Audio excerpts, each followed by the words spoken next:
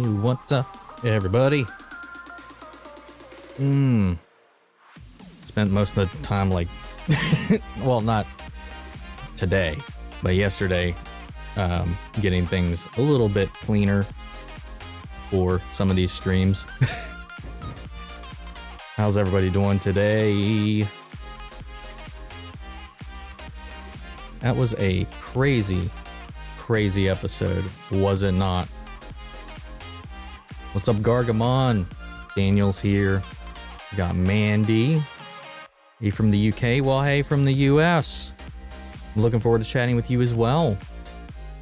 I was just searching for Mandalorian reactions with Hook the first time you watched. Aw, I really appreciate that. I'm glad my dumb face and my emotional reaction to a lot of those things brought you in. I'm glad it didn't scare you off. What's up, Customized Kicks? Gotta go fast. Oh my god, guys, we got Sonic in here. We got Sonic the Hedgehog. Nice Baby Yoda shirt. Thank you. My boss actually bought this for me for Christmas, I think, was because she knew I was doing like Mandalorian videos and stuff like that. Obviously, she had to approve the time off I was taking every Friday to sleep in after posting reactions starting at 3 a.m.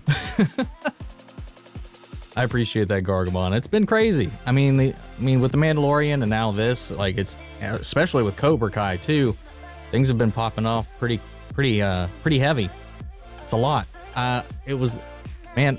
We've already got to the point where it's, because like before when we started off the channel, like it was a lot of fun for me to try and respond to every comment, and that worked and that helped for a long time. And it's like, oh my god, I cannot keep up with all of this right now. I mean, it's not like we're a huge channel or anything, but it's definitely a lot bigger than what it was, so biting off a little more than I can chew at this point, it seems like. You have your, what's up, Braylon? Got your Baby Yoda toy right next to you. Awesome. I honestly really want a Grogu figure too, like I want one of the, like, the expensive ones, the one that, like, it looks like the prop. Let's see. So what's it? Do you think Evan Peters is playing the Fox Quicksilver? So I think so. I think that's definitely going to be the case. I don't know. There's two ways I can think of it. I know initially during the reaction, like, I was like, what's going on here? Obviously, I've had some time to steep in it a little bit. So there's a couple ways I think they could spin it. Of course, you have the audio commentary, which says this is the Quicksilver from the X-Men universe. While I can say that does kind of lean into it a little bit and maybe confirm it, that could also just provide context for the people that might not know that. Kind of like the Dark Troopers in Mandalorian. But that ended up being exactly what they were. So it could be... Now, I've heard also that, you know, because it's the 80s currently in the sitcom that she's in the world that she's in, that she can't, in fact, bring people back from the dead, no matter what they're saying right now. And it seems to be completely confirmed by, like, how she's reacting to a lot of people saying these things. And maybe this is to try to get her to be able to learn to do that, because we know Vision's dead. We know Pietro in this world is dead. So a lot of people are saying, and I think rightfully so, that because in that moment she couldn't turn to Vision for support, because now he's definitely doubting her and against her more than anybody else, and he was her comfort person up to that point. The only other person that she has or had in her life for comfort would have been her brother. But because she can't bring somebody back from the dead, she didn't bring back her Pietro. She summoned in from another universe, which could have triggered the alarm, because that was another thing I didn't catch during the reaction itself, was that the alarm, the breach, the perimeter breach alarm was going off when he appeared.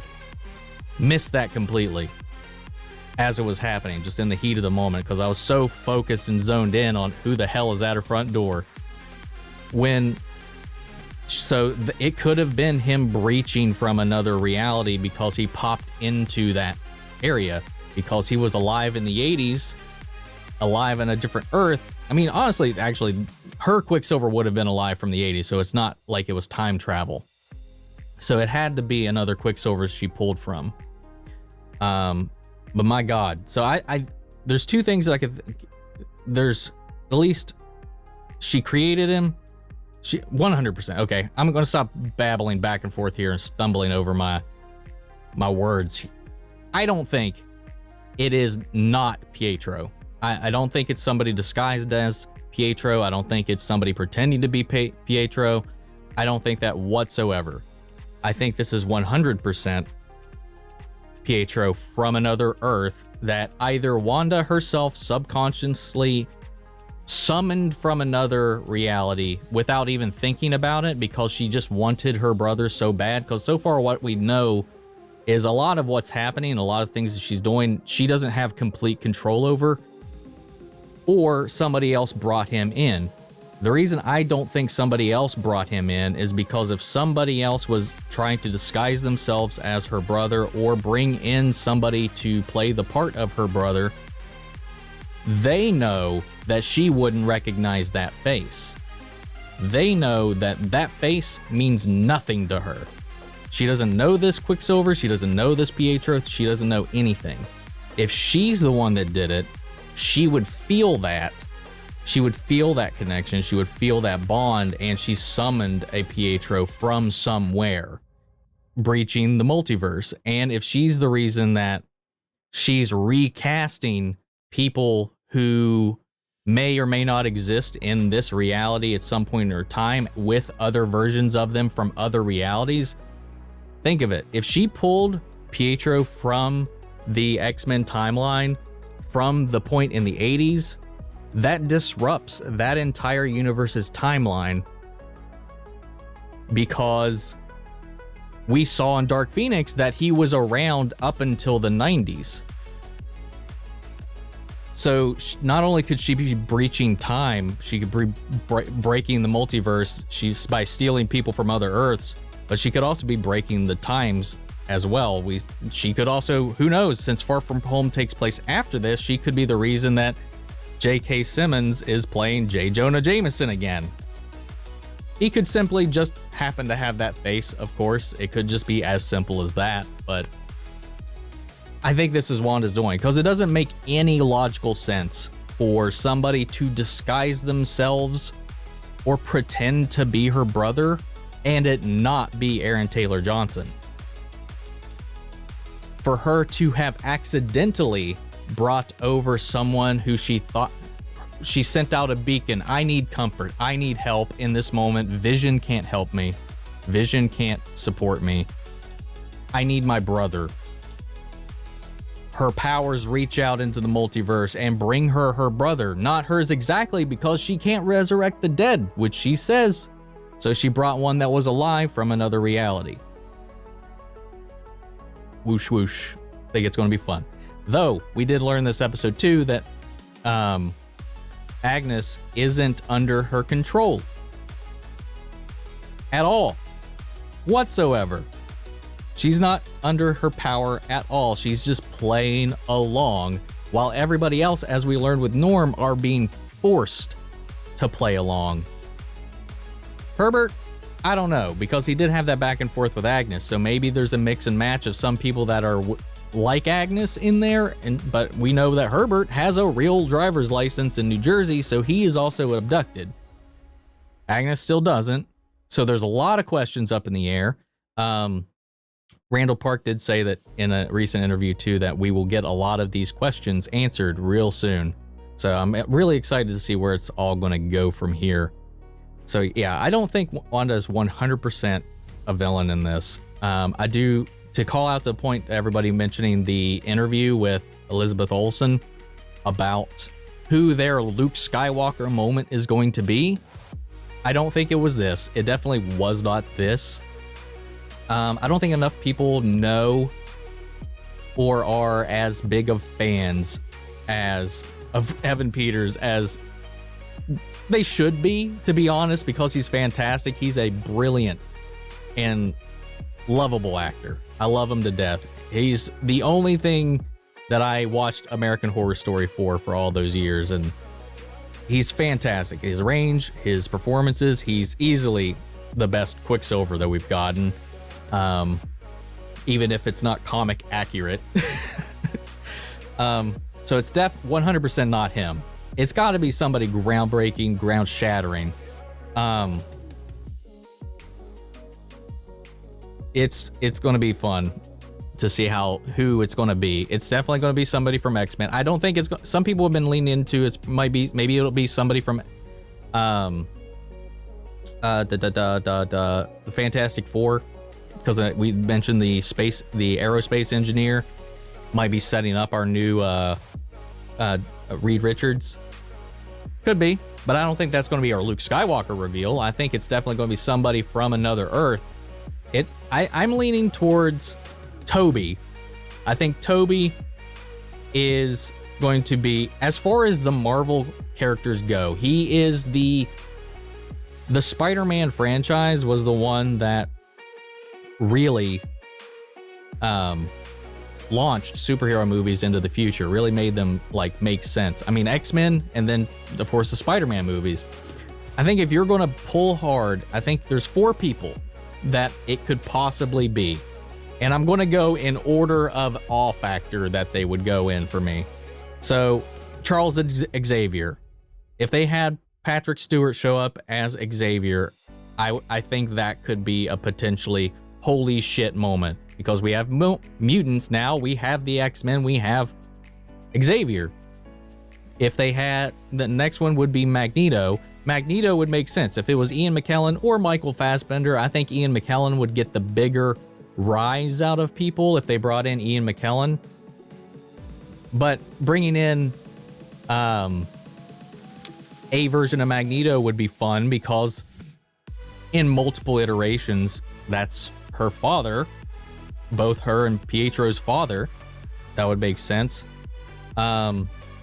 Next, I would say the one that makes the most sense would be Wolverine. If they got Hugh Jackman to pop back up, I think that would be a Luke Skywalker-ish moment to bring, if they could somehow convince Hugh Jackman to come back for a Wolverine cameo. Because honestly, the X-Men movies, as far as they were built, were all framed and focused on him. As big a part as everybody else played, as Xavier and Magneto's back and forth played, those movies were really about Wolverine. And he's the one person that was consistent through all of that. So I think if they were sticking within the X-Men bubble, Wolverine would make the biggest splash if they could get Hugh Jackman in. Maybe not long term for the MCU, but for like a cameo, for a Luke Skywalker moment. But no. I think the biggest splash that you could get would be Tobey freaking Maguire. That would shake things up. He's got no connection to Wanda, though. That's the only thing that like ties me in. We know Doctor Strange is going to be popping up in the show eventually. We know that Wanda is going to be in Doctor Strange 2, Multiverse of Madness, either as the villain or helping him fix what she broke. There's also been rumors that Tobey Maguire will be recruited by them to help them with fixing the multiverse, which would then lead into however both the show and that movie will affect Spider-Man 3, which we know, well, not know, we assume because of the rumors that Andrew Garfield, Tobey Maguire, and all that's going to be coming in.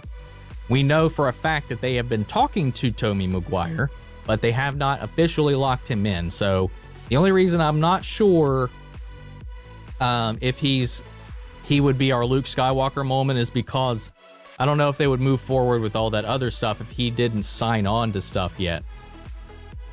I don't know. Toby coming back would shake the earth in the sense of Marvel. I don't know, nor do I really want to draw the comparison between Marvel and Star Wars. I have to assume that Luke Skywalker, no matter what, is going to get a bigger rise out of the globe than anybody in the MCU or past Marvel films will. But the closest you can get to something like that would be bringing in either Wolverine or Tobey Maguire. Because I'm just going to be honest, as much as I love Ian McKellen and Michael Fassbender as Magneto, as much as I like James McAvoy and Patrick Stewart as Charles Xavier, let's be honest, nobody would make the bigger splash than to have either Hugh Jackman come back as Wolverine or Tobey Maguire show up as the Sam Raimi Spider-Man. And remember, people, who is directing Multiverse of Madness now? Sam Raimi is directing that movie now. And if anybody can convince good old Tobe to come back, why not the guy that he spent 3 years working on, 3 whole movies working with? The gears, I think they're turning a little bit. Sorry, had to put on the tinfoil hat real quick. Oh my God. Yeah, well, listen, Toby is not, Tom Holland is my favorite live action Superman. Did I just say Superman? Somebody smack me real quick. I think Tom Holland is my favorite Spider-Man that we've seen. I think it's the closest that it's felt to the Spider-Man that I grew up with. The next in line would be Tobey Maguire.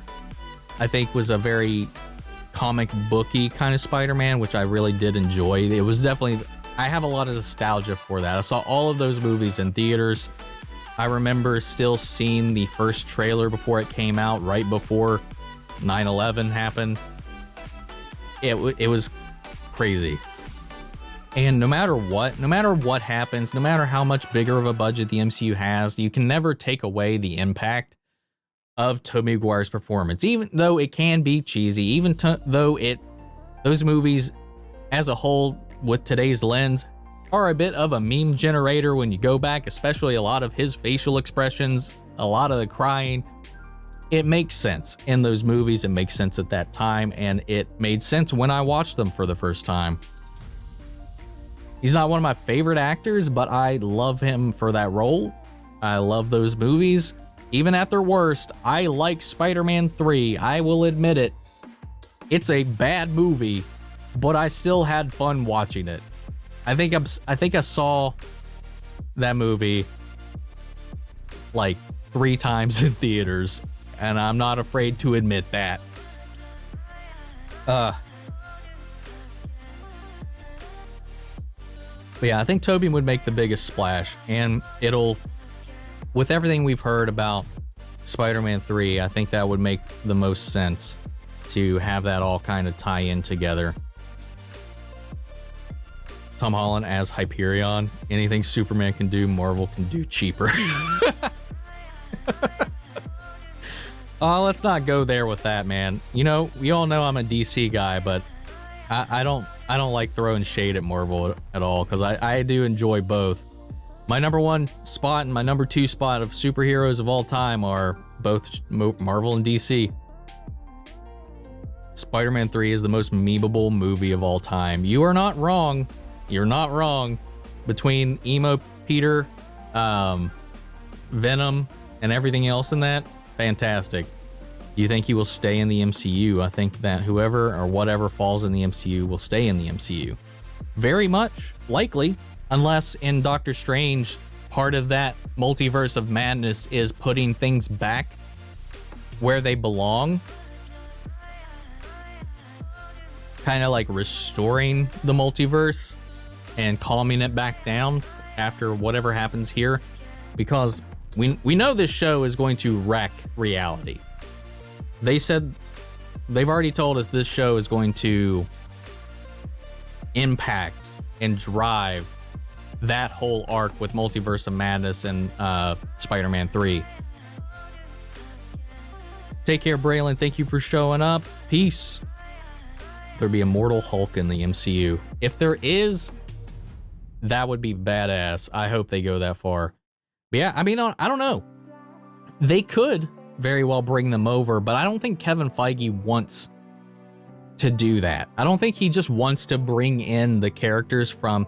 Of course, there's going to be exceptions to the rule, like Deadpool, because Deadpool in himself is immune to the fourth wall. So you can just bring that over and it still work. But I don't think he wants to bring back anybody more than just a cameo from the other franchises. He wants to build his own versions of these characters, his own MCU, his own X-Men, Fantastic Four, what have you. I think that I think as much as he'll bring them in just to play the part in this Multiverse of Madness buildup, I don't think while they could have people stay, or they could have Wanda rewrite reality so that those people, those actors, are the new versions of it. But I don't think that's very likely because, like I said, Kevin Feige is very interested in doing his own versions of these rather than just make those canon in the MCU. They'll still be canon. They'll still exist, but on another Earth. We're just going to kind of visit that area a little bit. Spider-Man 3 wasn't terrible, but Emo Peter did suck. I liked Emo Peter. It was cringy at times, but it did make me laugh. Could you see Toby possibly dying and making a hero sacrifice? Maybe. Possibly.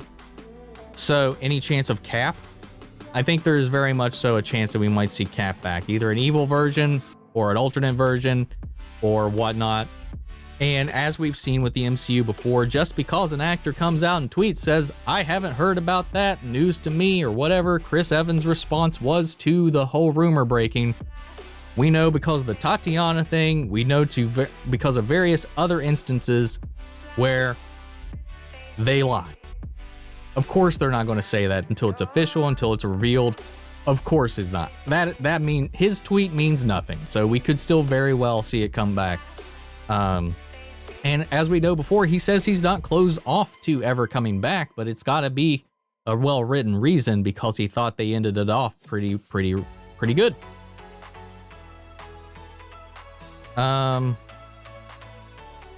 Let's see. Surely this Pietro Peter is from the 80s, which is why he appeared in the episode. Will they have to age him up to join the main MCU? I mean, he already looks aged up to me. I mean, he's modern day Pietro. And that goes back to what I was saying earlier. That Pietro lives into the 90s because the last time we saw that Pietro was in the early 90s. If she pulled him from the 80s specifically, she's ruining a timeline. Which we know Kang is coming about. Kang is coming down the line, so who knows? That could be part of it too. They could be just disrupting all of it. Maybe the Loki show is him fixing these continuity problems in these other timelines because we knew he's popping in and out through various timelines and whatnot with the that time agency. I forget what they're called. So it's very possible to see how that all kind of wraps in and ties back around. But I don't think just because he was in the 80s, because we've seen him go well beyond that. We've seen that Quicksilver is not specific to the 80s. If anything, just his personality and his clothes changed when she pulled him in. I think that is modern day Quicksilver from X-Men in that other world. I don't think the 80s element has as much up to do with it as what a lot of people seem to be thinking. But that's just me. Could be wrong. I'm not stating anything as fact. In Doctor Strange's Multiverse of Madness, Doctor Strange and Spider-Man will help fix the multiverse, but the people who will fall back in the MCU stay in the MCU. Rumor. Oh, that's another thing. Alfred Molina. That's what it was. I forgot to say that. Alfred Molina is another example of them possibly messing with time. The last time, if Tobey Maguire does come in, if Alfred Molina does come back as his Doc Ock, it would have to be him pulled out of that time before he died. because he died in Spider-Man 2. So it can't be him from that timeline. It would have to be him from that Earth and from that point in time before he dies, which then, if she pulls him out of that, those events don't happen. Spider-Man 3 doesn't happen. That, again, is disrupting a timeline of another Earth, and they're just compounding their problems. Same thing goes with the Electro, but this, again, could be evidence of the recasting. She may have permanently pulled over Evan Peters into this world. He might not be able to go back. He could just be our new Evan Peters, and this allows them to pick and choose, like I've said before in previous videos of mine, that that she's pulling in these people. This will allow Marvel to pick some of the best elements of those other Marvel properties, like J. Jonah Jameson, J.K. Simmons, pull him in. Let's give Jamie Foxx another chance, because they said he's not going to be in the blue makeup this time, but he is Electro. Did they recast Electro in this world with Jamie Foxx from another reality? Because of whatever Wanda's done or started this chain reaction? Is that how we got J.K. Simmons back? Is that how we're getting Alfred Molina back, even though he's dead on the other Earth? Maybe. Wanda's really fucking shit up, is all I'm saying. Betting Pietro wasn't pulled in by Wanda, but instead by the twins. Mommy and Daddy were fighting. They knew she was sad because her brother was very far away. They wanted to cheer her up. I like that. I don't know why I did that. Anyway, I like that. Maybe it wasn't Wanda. Maybe the kids did. Maybe the kids might have the power to revive people. Maybe the kids are the key to this whole thing, you know, for the children. They are a major part of this. And, you know, Vision, of course, likely so, rightfully so, is not a huge fan of Agnes right now that he's kind of opened up to the whole idea that this whole reality can't be trusted. And after today, well, yesterday in that episode, he 100% does not trust Agnes now, especially with Wanda not hiding her powers in front of her being there for all the crazy stuff happening with the kids and just not flinching whatsoever. I don't know. It's Agnes is a player for sure.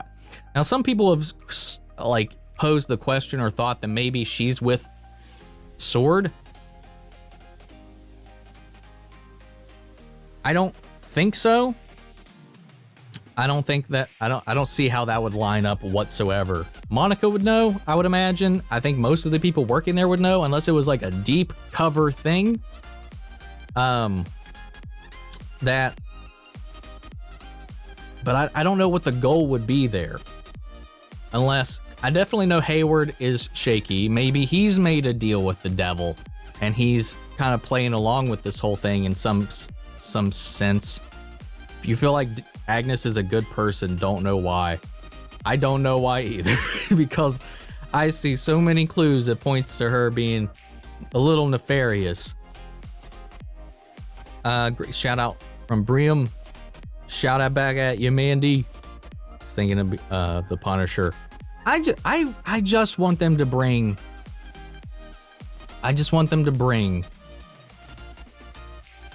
Why can't John Bernthal back?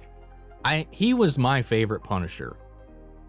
I don't think the MCU is going to touch the Punisher in a long time because there's a lot of controversy right now surrounding the idea of the Punisher. Not to bring modern day politics into it at all.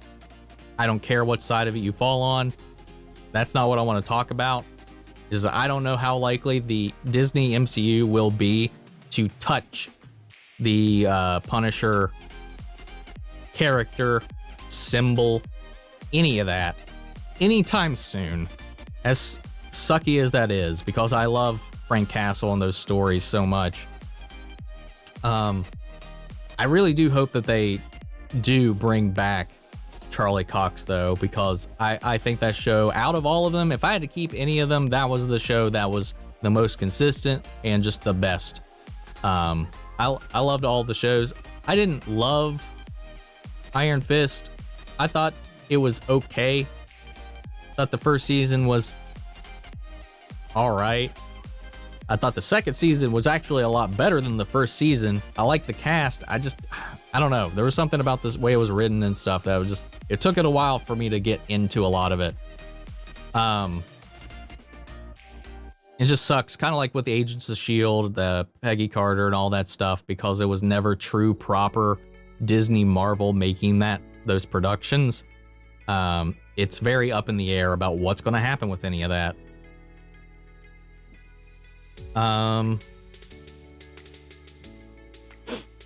Yeah, but isn't Agatha Harkness a mentor to Wanda?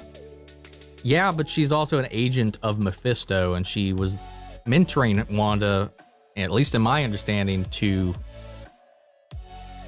help Mephisto get her children and to steal her chaos magic. Unless that changed. Still pondering about Dottie. Not sure on her yet. And that's another thing too. We still don't know who the missing person is that was in the witness protection program that Agent Wu lost and was tracking down. Is that Ralph? Is that Agnes? Is that somebody else in this town? I don't know. That's a big question too. But there's so many points to Agnes being a witch. I mean, there's her brooch. There's her multiple lines about the devil. It's like, that's not the only place he is. Devil's in the details. And then, Ralph is a Easter egg or moniker of an iteration of the devil as well. I can't remember the book that it calls from right now. And it's just nuts. There's a lot of hints. There's a lot of hints that this Ralph that we don't ever see is possibly the devil. Mephisto. Bring in Wanda's true father, Magneto. See, that's another thing where they kind of like, it'd be really weird to pull in Magneto because she has no relation to him, because he doesn't, as far as we know, he doesn't exist in this reality. Because they weren't allowed to use any of the X-Men, any of the people from those comics, any use of the words mutant when they created the Scarlet Witch in this universe. Her backstory is very different. So I don't know how they'll make that make sense in this reality without her changing her backstory. What's up, Custom Kicks? We're just talking about WandaVision. This last episode.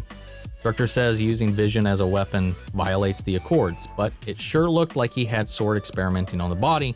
Maybe he wants to take out Wanda because she knows he was the violator. I think so too. I think they were definitely trying to do something with Vision's body that definitely wasn't for the greater good. I think she found out about it, went to get the body back from S.W.O.R.D because she found out what he was doing and took it to this area and quarantined and put up this bubble, and then that's when things started going haywire in there. Maybe she didn't intentionally mean to capture the townspeople and hold them hostage. Maybe she's working with... I think she met Agnes before all of this started.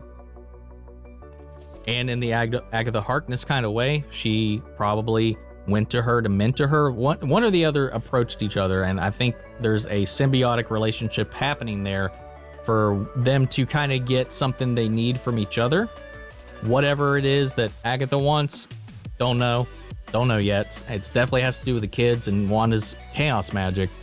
And then Wanda, of course, maybe went to her to learn maybe how to bring back Vision, or this life that she's got. Could Pietro be the devil? Also, what's up with the dog? The dog was a reference to one of the old Vision comics, but I don't know how the part that the dog's going to play in the story. I'm still not sure on that. And I wholeheartedly don't think that Pietro is the devil. If you missed what I was saying earlier, It just doesn't make sense for a third party to try to trick Wanda with a face she doesn't recognize.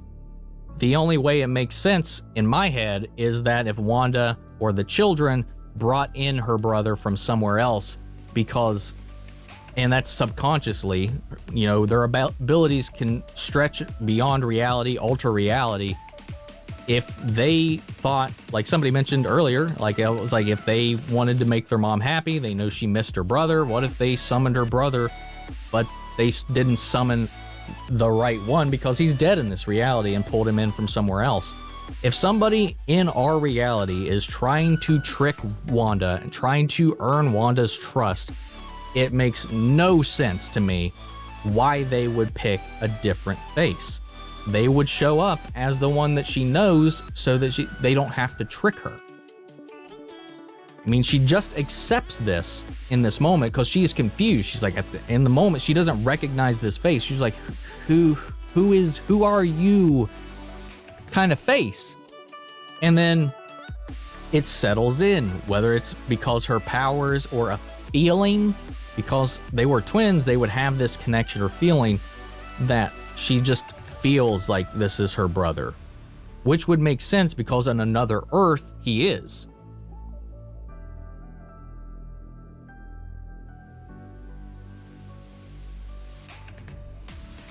But that, exactly what you said, could be a good reason for why it could have been the kids. I don't think the kids did it. I think they have zero idea who Pietro is or what he looks like. She knows that Wanda has a brother. She knows, all they have to know is that fact. Because he's got a sister named Wanda in the other Earth. She's just a younger sister. They don't know what he looks like, so they don't know which Pietro to call on. So they wouldn't know they didn't actually call the right brother. Maybe. Don't know. The Wanda stealing Vision. Yes.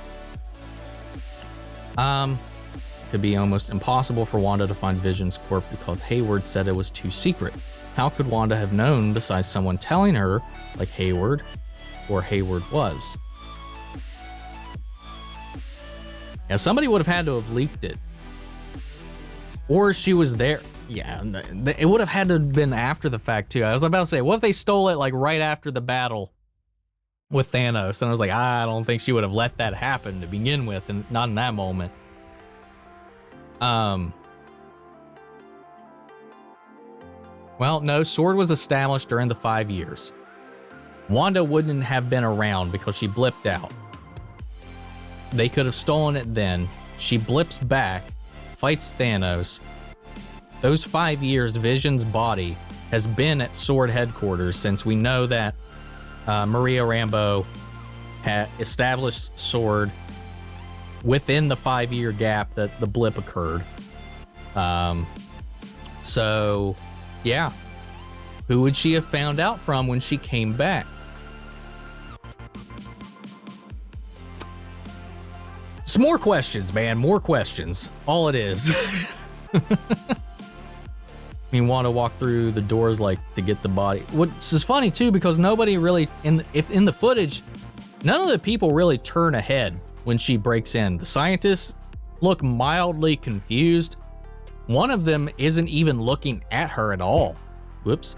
What, like if you watch that scene where she like floats down into there where they have his body all separated, there's one in the top right corner, second from the right. He's just like looking up at the window, not at her levitating with her powers all aglow. So there's something also off-putting to me about that footage that Hayward's showing them. And if he knew this going into it, if he had access to this going into it, it just feels weird that he would be surprised to find the Avengers in there. So there's some cover-up happening there on the other side. I don't think that's actually what happened. If you watch her break into the building in the first place, you don't see anybody like stopping her, be like, who are you? What are you doing here? She just walks into the building. Nobody turns ahead. She breaks into that lab. Nobody's really distraught. She could have hexed them all. She could have mind hexed them all. but we can't tell. We can't see that. So it's just hard to speculate on that right now. I think the Silver Surfer is not who he seems. All right. Also, if they could bring a whole person from another universe, why didn't they just get another dog? I don't know, man. I don't know. I don't know why they couldn't just do that. Seems so disconnected from the situation. Has to be more to that video. Definitely. Only one who saw the kids of Wanda have red eyes and then sharp teeth. I'm gonna have to rewatch it again because I definitely didn't notice that anywhere in the intro of the 80s. I'll have to double check that. I don't remember seeing that. Still thinking that hive might be part of it. Hence the beekeeper, hexagon, honeycomb, hive, or is that too obvious? Well, I mean, again, her magic is called hex magic in the comics.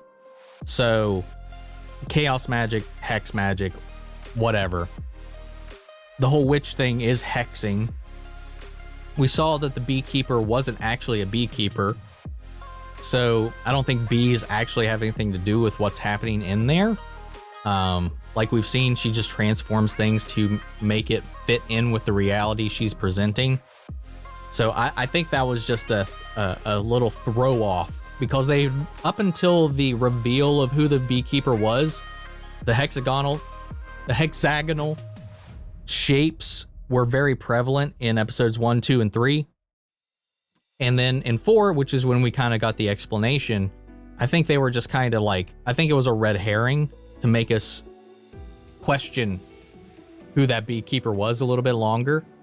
So I think he was just an agent. I don't think the bees or any of that plays into it. Hexes, though, the hexagonal shapes are important. To what end? Not sure yet. WandaVision teases Wonder Man introduced in the MCU. I mean, maybe eventually. Am I the only one who would prefer Michael Fassbender as Magneto, as he's the perfect age now?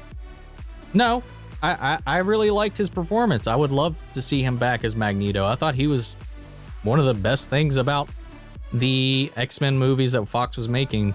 Ian McKellen is iconic, though. You can't step away from that. Of course, they're more than likely going to recast for their permanent Magneto when they do down the line. But Michael Fassbender would be fun to see. I think he's definitely a delight. When Wanda said, "Is that you, Pietro?" Pietro looked confused and shrugged it off. Seems sus. I don't know. I think he's being mind controlled to fit the reality again. I think Pietro was like, "My name is Peter, but close enough." Because his name is Peter in Fox.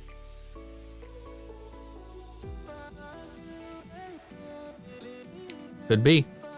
Did they just call him Peter? Peter Maximoff in the Fox movies? Was I just like hearing it wrong because I know it's Pietro in the comics when I was watching those? Now you're making me doubt my reality of those films. Could be. Could be. Milo Gibson would make a perfect MCU Wolverine. Fassbender as Doctor Doom would be freaking good casting. I would, in my opinion. I'm looking at Milo Gibson. It's not a name I recognize. Yeah, I could see it. I don't know if I would prefer it, but I could see it. I'm pretty sure it's Peter Maximoff in the Fox movies. You know what? Checking IMDb. See what it says. X-Men age. There you go. Apocalypse. Here we are. Yeah, okay. Damn, you're right. They did just call him Peter. I never realize that. I never noticed. I think my brain was just always correcting it to hear Pietro, or just thought that they were calling him Peter as like a nickname. Was it? I mean, he was just in New York. I don't know. I never even put that together. Who would be the perfect actor for Mephisto? I don't know. That'll be it. That's a tough one. Who is Monica referring to when she spoke to Jimmy and Darcy? Talking about the aerospace engineer that she knows? I don't know. I have no idea who that would be. Some people are hoping it might be the reveal of this universe's Reed Richards. I don't think we'll get him that early, though. Get the guy who played Homelander play Reverse Flash or something. Dude, Anthony Starr would make a phenomenal Eobard Thawne. Easy. That guy, that's just perfect casting. I would love that. I was not expecting the Sokovia Accords to still be around after Endgame. Yeah. That's a fair point, but it is kind of governmentally established, so I would see the government also be very stubborn about that, considering all of this still kind of came about as a result of the Avengers' own actions. Maybe Keanu Reeves as Mephisto. I would be happy with Keanu Reeves as almost anybody, to be honest. General Thunderbolt Ross became Red Hulk in the Thunderbolts Disney Plus series.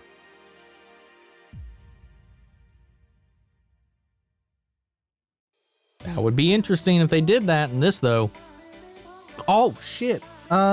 Speaking of that, what was this? Shit. What's his name? Why am I blanking on this dude's name? He's in like half of Quentin Tarantino's movies. The guy who played Abomination in The Incredible Hulk.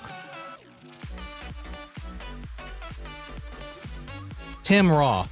I was right. Okay, that's the name I was thinking of, but I was just like, it doesn't feel right. We know he's going to be back as, he's going to be back in the MCU as that character in She-Hulk, so we know he's coming back. We know they've kept Thunderbolt Ross around. We've seen him multiple times since then, so it'll be pretty fun. I'm the only one who gets too many Cooks vibes from the show and its intros. Too many cooks? I'm sorry, I'm not getting the reference. You mean like too many cooks in the kitchen, or is that is that a show or a movie or something? So yeah, I think it's gonna be a lot of fun. I love this show though so far. I love the questions. I don't have a problem with, I know a lot of people are just like with The Mandalorian griping about the length of it, but I'd much rather them have these tight episodes without dragging out and adding too much filler into them. Oh, thank you, Typo, for the super chat. Dig your channel, brother. Thank you, man. You've been around for a while, buddy. I really appreciate it. Too Many Cooks is a super creepy show. I've never heard of it. Too Many Cooks.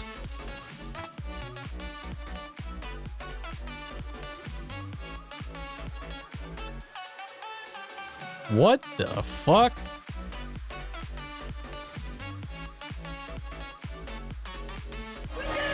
Oh. Yeah, no, I'm not ringing any bells. This was like a Adult Swim show at some point. I think that was around the time I stopped watching Adult Swim because it was just getting way too weird for me.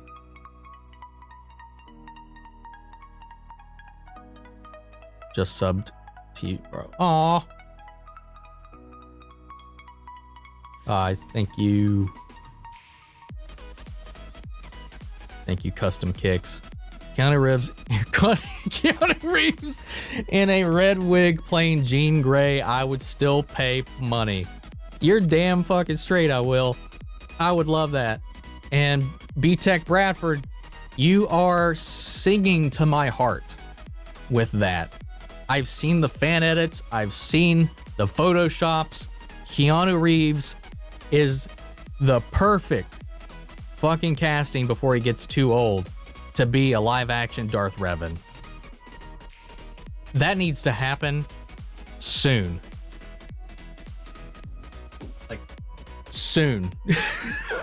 I need my Revan, damn it.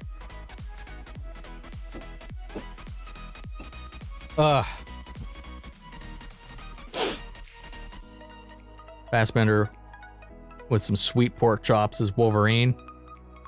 We'll just have Fassbender like Eddie Murphy this thing. We'll do an X-Men movie where Fassbender plays the entire cast. We'll have Fassbender Beast, Fassbender Jean Grey, Bald Fassbender as Xavier, Magneto Fassbender, just Fassbenders everywhere. Let's do it. It was a one-off parody sitcom openings on IRC. Okay, that makes sense then. It was a spoof of wholesome family sitcoms. Yeah, definitely looked like it, and it looked like it got pretty insane. Also, Monica already has her powers. Did she already have her powers, or did she just get her powers? Because we saw that her scans blotched out that X-ray scan of her body. Was that an X-ray or a CT scan? Either way, her photographs were completely botched out, blacked out, whited out, overloaded. So it begs the question of, she always had her powers? Has she been Photon this whole time? I doubt it. I think this is how she gets her powers, though. I think she got overexposed because of the reality warping that took place both on her and around her. Because they mentioned that the powers that created the stones, the powers and from the radiation that Wanda gives off, the CMBR, the cosmic radiation that the Earth has been repeatedly drenched in after the repeated snaps, her body is full of it.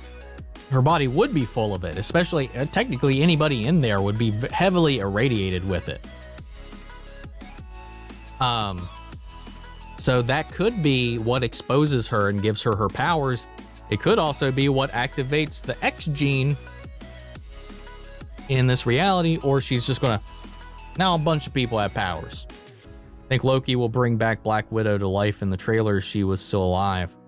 I don't think that was actually Black Widow, though. It didn't look like her to me in the trailer. But I'd have to watch it again. It's been a while since I've seen that one. Isn't she the only person to go in and back out of Westview that we know of? She was. She's the only person we know, other than Wanda, to go in and out of the breach. She's the only person that's been in there to come back out. We also still have no idea what happened to the Beekeeper after Wanda rewound. Did she send him back out? If they did, they didn't show it, and they never acknowledged him coming back. Did she insert him into the cast somewhere else? What happened to that guy? He's probably got a family. Do you think the McIntyre will continue on this darker themes? If so, I'm fucking hyped. At least a scene per movie. The McIntyre will continue on this darker themes? I'm not sure.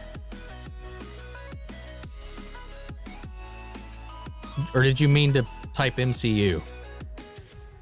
I hope so too. I really, if that's what you meant, if you meant the MCU stays on these darker themes, I would actually really like that.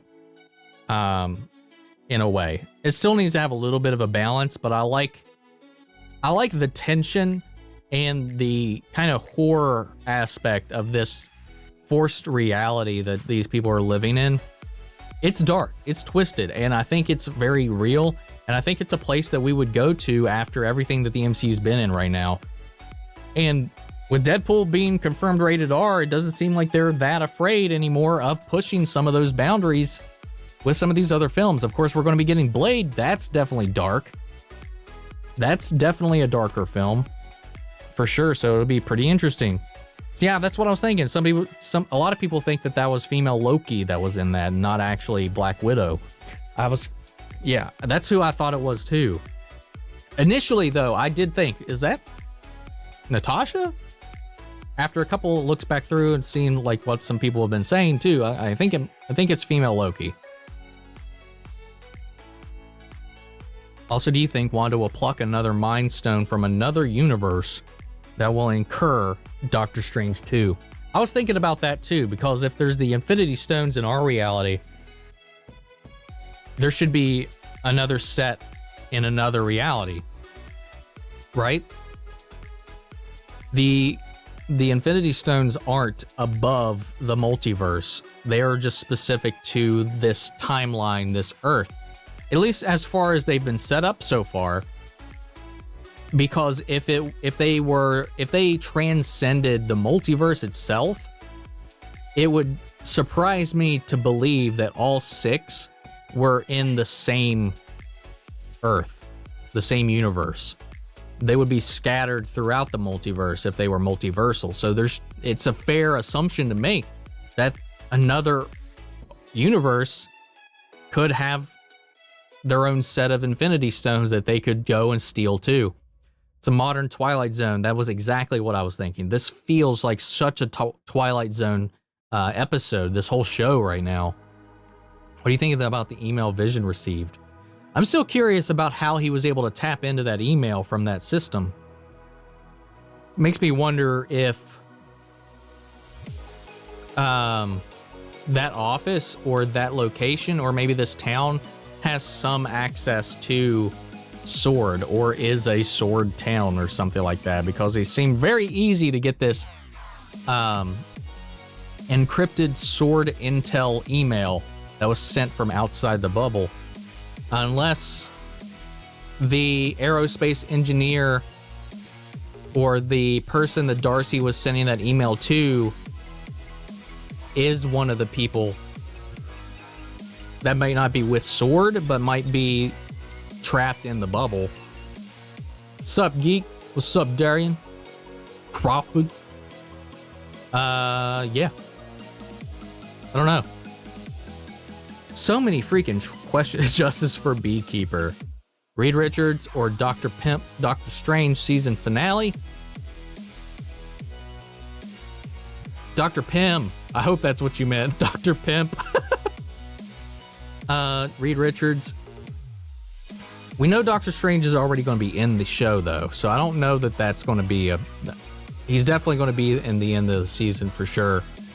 They pretty much they already confirmed that he was going to be in the series. I think mainstream comic movies should be family friendly because comic books, but some can be much harder, like Deadpool, but the majority shouldn't, in my opinion. I agree, Geek House. I think some should skirt the line of just being mature, because you can be family friendly but still have dark and mature themes. I mean, hell, Land Before Time was made for kids, and that scene with Littlefoot's mother dying was traumatic to a child, to me. I mean, it's not unheard of, but there is a balance, and while I like the idea, I don't want to invite this in, but I guess I am. The Snyder Cut, the idea of that, like a darker Justice League, I feel like that shouldn't represent at the same time overshadow the classical idea of what they're meant to be, because they are supposed to be a beacon of hope, but it is very much drowned out. I see you peeking in here, Barry, with your little cat box.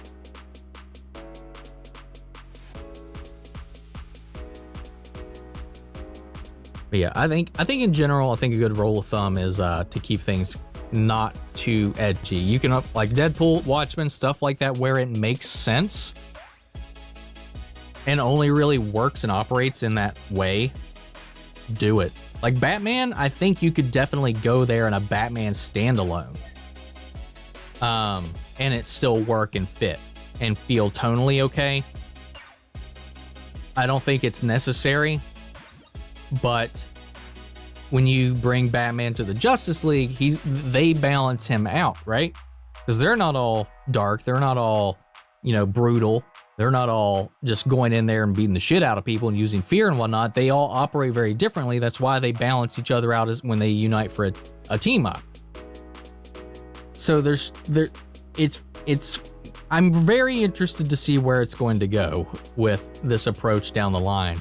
Now, the DCEU, not to kind of go off on a whole other tangent, I don't feel has been that up to this point. I think they've been right on that line of being in the middle, being family friendly but darker. But with what they're saying about everything coming up here, who knows? We'll say. We'll get back on topic. I don't want to go on a whole DCEU rant because DC, again, for anybody new here, I grew up with DC. DC is my personal preference as far as characters go, the shows, and all of that. Like, I love the Arrowverse. I love most of the DC shows. There's only a few that I just can't stand. But it doesn't make me not a Marvel fan. I love Marvel. Marvel is, like, for whatever you could say about them all feeling the same or whatever, at least they're consistent. They have the same tone, feel. I can go into the Marvel movies and know I'm going to, at bare minimum, have a good time, or at least an okay time. And at their best, I'm having my world rocked by these movies. As much as I love DC, it's been so hit or miss. I will not make excuses. I still love some of their films. I still love some of the other ones. There's some that I'm just like indifferent about, but what can I say? I mean, they haven't been nearly the consistent powerhouse that the little kid in me would always have wanted them to be. Sorry for going off in a tangent about that. Dr. Pimp, god darn it. Might just start calling him that. Hell yeah, man. Dr. Pimp, greatest superhero of all time. If Mephisto isn't in the show, then why did people say for the children? I don't think anybody's saying he's not in the show. I think he's definitely in the show. I just don't think he's disguising himself as somebody we've seen yet. S.W.O.R.D giving off serious Hydra vibes. If they're infiltrated by Hydra again, they just need to stop having any government agencies, because Hydra's just going to hijack all of them. I'm really interested by Loki. I reckon Mephisto is being set up in WandaVision, and then there's some imagery in Loki that does hint to Mephisto, or could hint to Mephisto, so it could be pretty much interesting for me.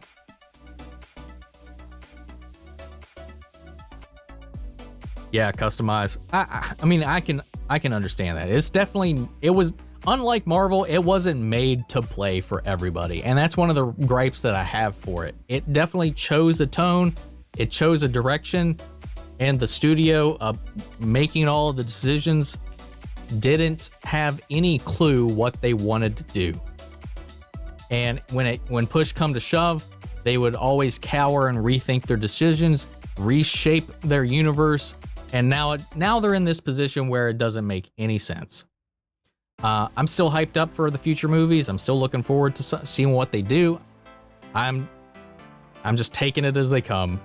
Like I said, with the MCU though, it's been one win after the other for me. Could be a Skrull, super syrup. Super syrup, man.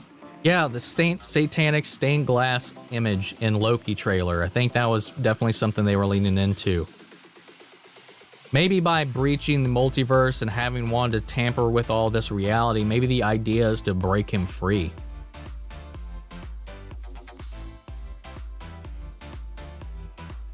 I think Ralph is Mephisto. I do too. Which is one of the reasons we've never seen Ralph. He's not around. I don't think he's actually in the town. I think he's on whatever plane of existence that Agatha has her allegiances to. What's up, Sugar Ray? Welcome. Will we finally get Abigail Brand appearing before the end of the season? Abigail Brand. No brand equal no sword. I don't know. Maybe. Hadn't really thought about that, though. What's up, Sonic? Dr. Pimp and Super Syrup coming to theaters near you. Dude, now that's a team-up movie that I need.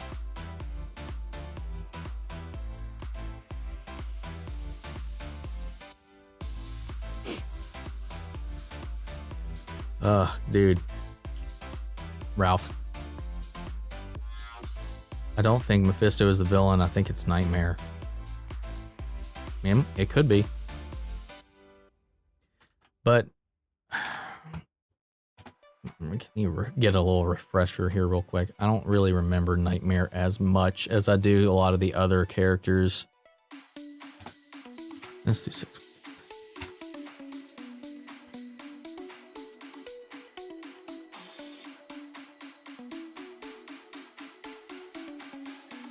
I mean, maybe.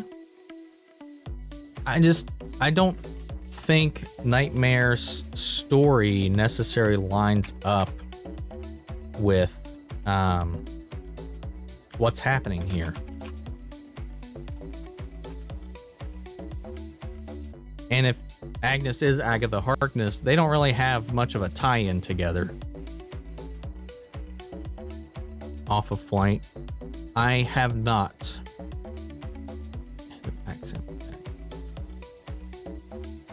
Who is Woo's witness in the town? We still don't know. I don't know. I don't know if it's anybody we've met yet. I love unhinged Wanda. Like, now she isn't Wanda anymore. She's full on Scarlet Witch. Me too. I loved her going out and what she did to intimidate them. It was crazy. I've never seen Vision get so angry like that. I know, man.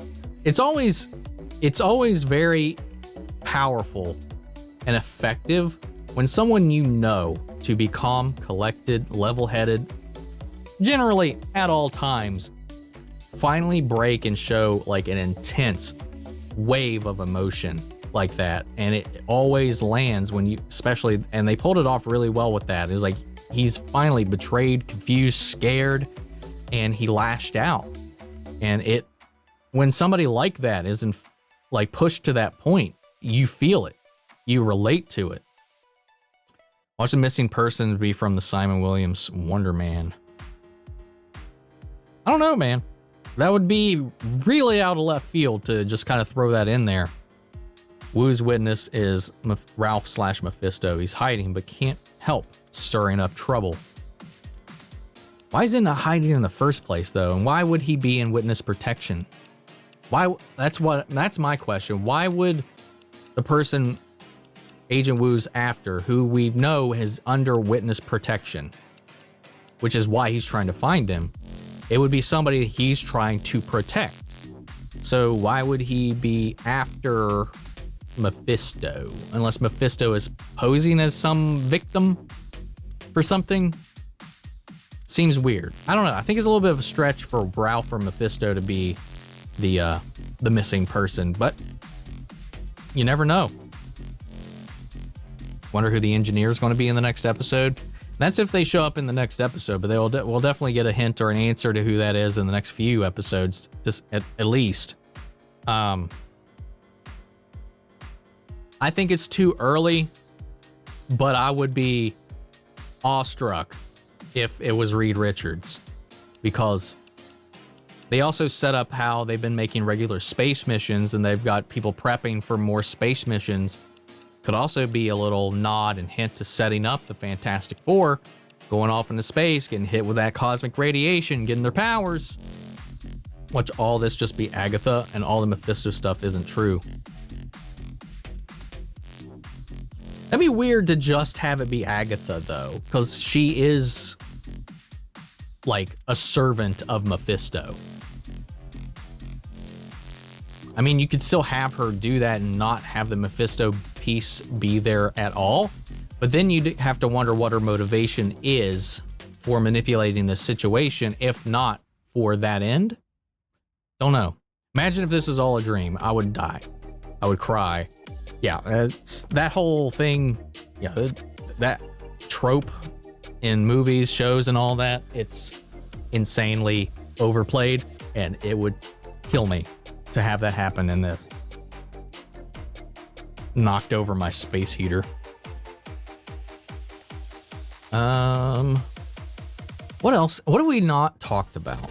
We know that anything that changes in the reality stays changed. Anything created in the reality is real. Monica confirmed that. The kids are real. The things that Wanda creates are real. The changes she makes are real. We've seen in the trailer that Vision eventually breaches the wall, and he's clearly alive. So she may have either unknowingly, knowingly, or under somebody's puppeteering actually found a way to bring him back to life.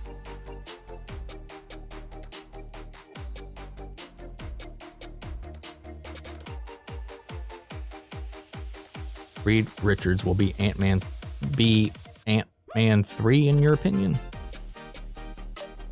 Yeah, I don't know. Quantum Mania is Ant-Man 3. I don't know. It feels, or see, I say this, but then they give us Evan. Oh my God, Sugar Ray.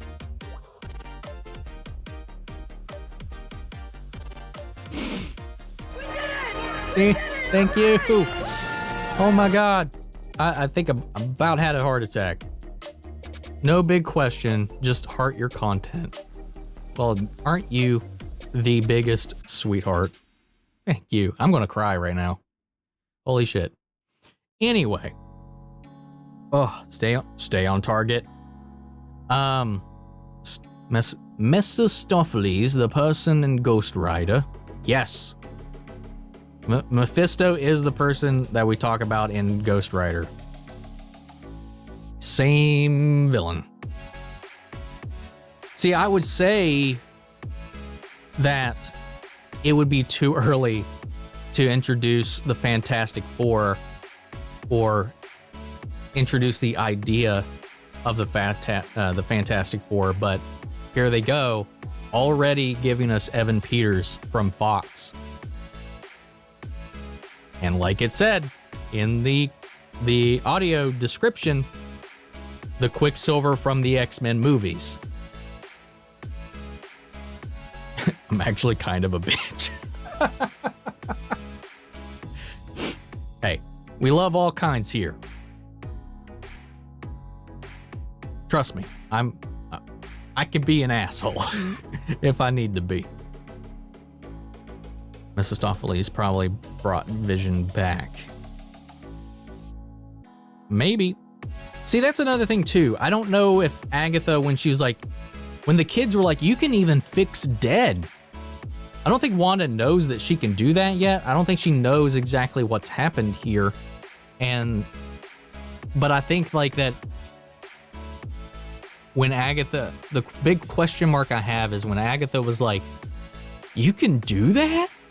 Was that her like just playing along, or was that her being like, holy shit, she can do it? Is that her goal? Does she need Wanda somehow resurrected or give physical form to Mephisto? Again, we're going back down into the whole Mephisto-y territory. When we could just like everybody has said before, we could just be seeing what we want to see because we think it's Agatha Harkness, which would be crazy. Would love to see Ghost Rider from Agents of S.W.O.R.D. in this. I never got that far into Agents of S.W.O.R.D., so I didn't actually get to see how they handled Ghost Rider. I stopped watching like in the middle of season 3. Agatha needs Wanda to resurrect Voldemort. Effectively, I think that's what she's doing. I think either she needs Wanda to use her powers to resurrect Mephisto or give power to Mephisto, give strength to him, or to do enough damage to the multiverse to help him escape his prison. Because we know beings like Mephisto and Dormammu exist in different realms. They don't exist in our plane of existence. They exist beyond the multiverse. So this could be a ploy to break him free of that and bring him into the mortal coil. Maybe? Don't know. I don't know. It could go either way with all of it. What if this is all the dead dog? The dead dog did it. The mailman did it. The mailman is also a little suspicious. I'm a little suspicious of the mailman. Though I don't know what to what end he would play. But then again, we did see, he did say a couple times, I'm just the messenger. And he's got that like little flirtatious back and forth with Agnes. Messenger from who? And to who? Who's he delivering messages to and from? They're not sending mail in and out of this area. Nobody can write in and out of this area. Cracking some codes. It's being manipulated, no doubt. Can't wait for the Flash. Me either. Can't wait for season 7, man. I really hope they spice things up though, because I want to be done with this mirror bullshit real quick. Love that Ghost Rider. See, because I've only seen the Nicolas Cage Ghost Riders movies. I didn't get that far into Agents of S.W.O.R.D. just because it was a lot. I have a lot of shows I watch. It was just really hard to keep up with it. And after a while, I wasn't all that interested in it. I'll just be honest. I wasn't all that interested in what was going on in Agents of S.W.O.R.D. at the time. And I just didn't really care. Especially when Kevin Feige went and straight up said, because I was behind at that point anyway. I think season 4 or 5 was already out at that point when I was watching it. But when Kevin Feige was like, yeah, that's Marvel, but it's not MCU. I was like, okay. Thanks, Kevin. I guess I'm not going to watch this. Because that was around the point they stopped even referencing the show. And the show referencing the movies, really. It's that whole relationship with the MCU and this idea of them branching out into the other shows, like those spinoffs with Agent Carter and Agents of S.W.O.R.D. Like, they started off being like, yeah, they're connected. But after a while, like, Kevin Feige just stopped giving two shits about them. And then I was like, well, they're not going to be tied to the MCU anymore. I just stopped watching.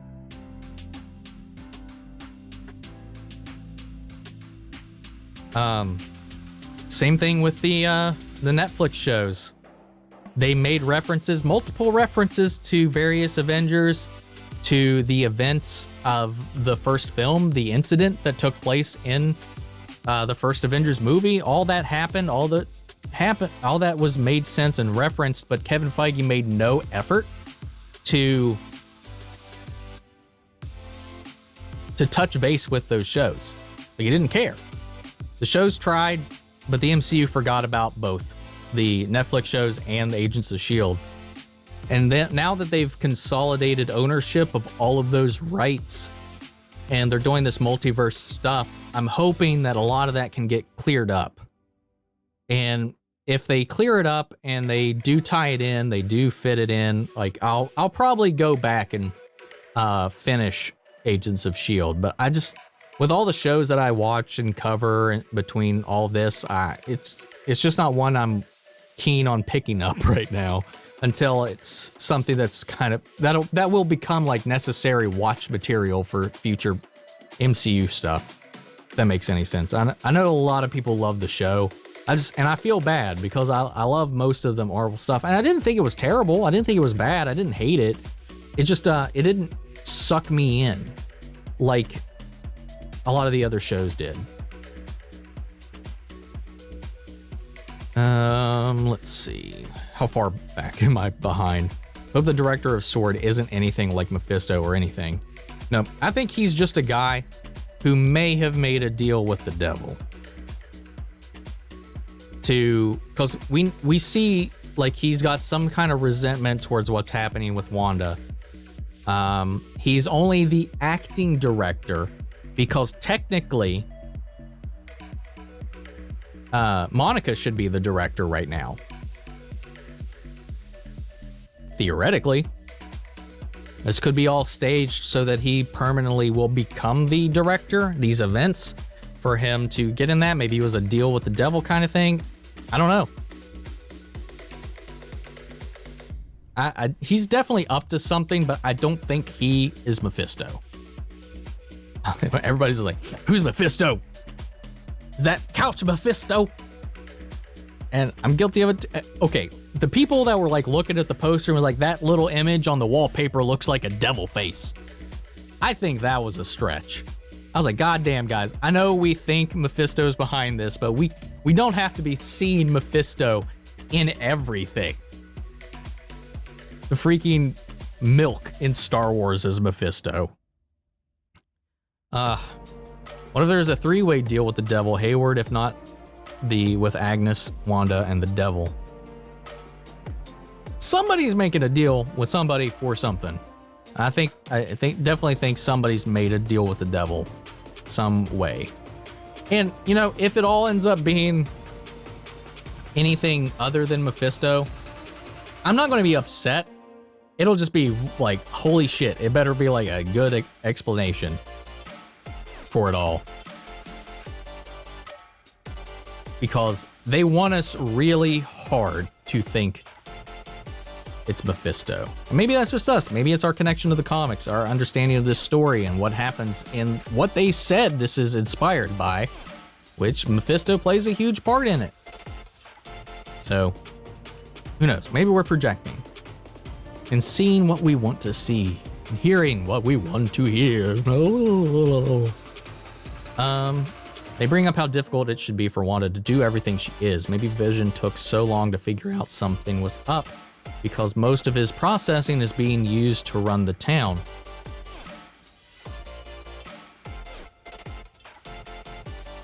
Maybe. I don't know. They're also talking like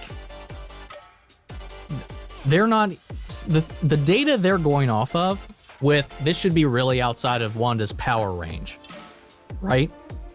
All the examples they used was prior to her returning and fighting Thanos.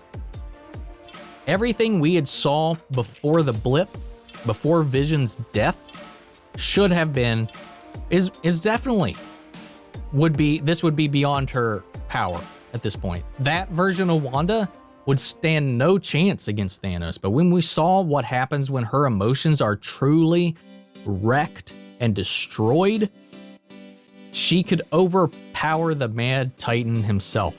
And had he not done that bombardment, would have killed him. That act alone is well and far beyond where her powers ever were prior to Infinity War and Endgame. So I don't think anybody knows the extent of her powers. I don't think she knows the extent of her powers. And the more emotionally broken she becomes, the more unstable she becomes, the more volatile her powers will become.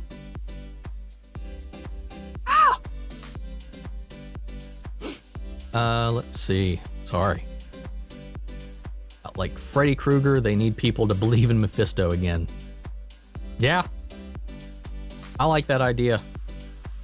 I want Godspeed. I really hope that Godspeed actually plays a major part next season because I think we've been without a speedster villain for too long. And Ava is not a strong enough villain to hold out the rest of this series, I don't think. The rest of the season. So hope they get away from that real quick. She doesn't understand her powers fully, will create the mutants and open the multiverse, bring Vision back, all time travel multiverse one day. We'll get the Avengers versus Phoenix 5. You better believe we're going to get another attempt at the Dark Phoenix storyline. One of these days, we'll see it again.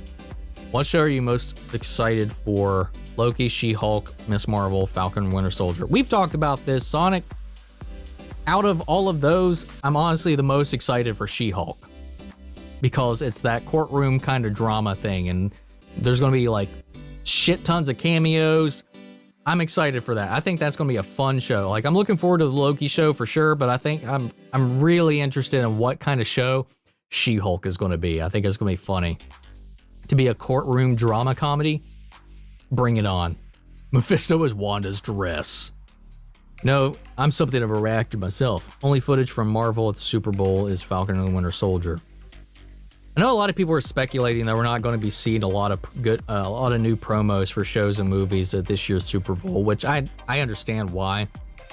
It's going to be really interesting to see if anything relevant really gets shown off at all, though. Do you think the sitcom stuff has run on too long? Not really. I think had it stayed zeroed in on just the sitcom element for more than what it did, I think it might have.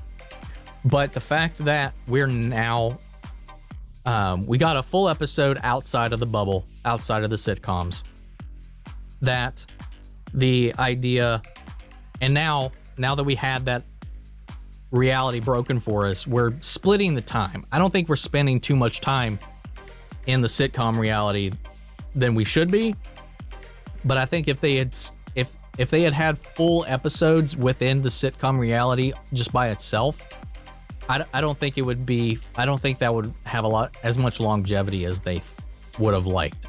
So I don't think it's going to run its course. They did say it very much so serves a purpose, and I did want to talk about this actually. Kevin Feige explained the whole reason he went with the sitcom idea for that, because back when he was growing up, sitcoms, with everything going on in the world, with all the politics, tragedies, all that stuff, when he was growing up, sitcoms were the thing that you went home to, you put on, you see this perfect image of life, and whatever troubles comes their way is wrapped up by the end of it in a nice neat bow at the end of every 30-minute episode. And that was the escape. The reality of it is that it is fake. It is not real. It's not a reflection of reality whatsoever. It is a mask. It is an escape. And that's exactly what this show is. The sitcom elements of it is all a ruse. It is all fake. It is all a mask for the horrors of reality that Wanda and everybody else is facing. And it's the perfect metaphor for that. She's just trying to get away from it. She's trying to run from her problems. And now she's finally starting to talk about her problems with her kids. We saw the moment Pietro got mentioned, the moment the fact that she had a brother got mentioned before, she snapped. She had a negative reaction to it.